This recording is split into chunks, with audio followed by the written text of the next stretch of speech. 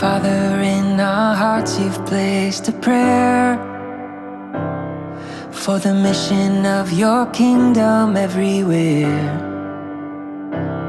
To be doers of the word, to be a people of good works that you've prepared.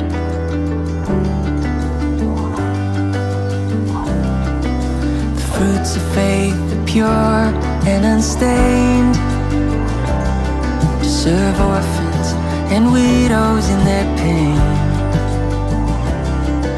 to keep ourselves from pride and in trial and temptation to remain.